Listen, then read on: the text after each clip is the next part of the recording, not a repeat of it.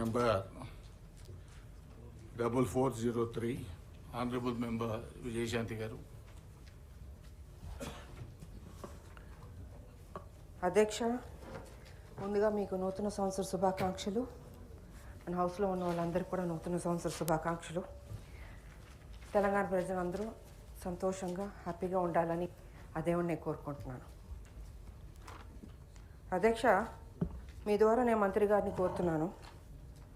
గృహజ్యోతి అనే పథకం చాలా మంచి పథకం. సో దానికి సంబంధించి నేను చెప్పదలుచుకున్నాను.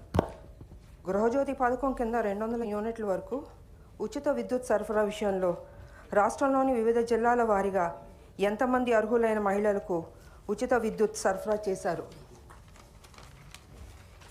ఈ పథకం అమలు నిమిత్తం రాష్ట్ర ప్రభుత్వం ఎంత ఖర్చు చేసింది?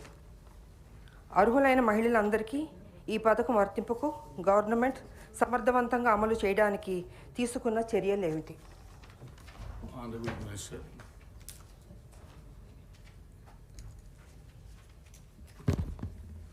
అధ్యక్ష, రాష్ట్ర ప్రభుత్వం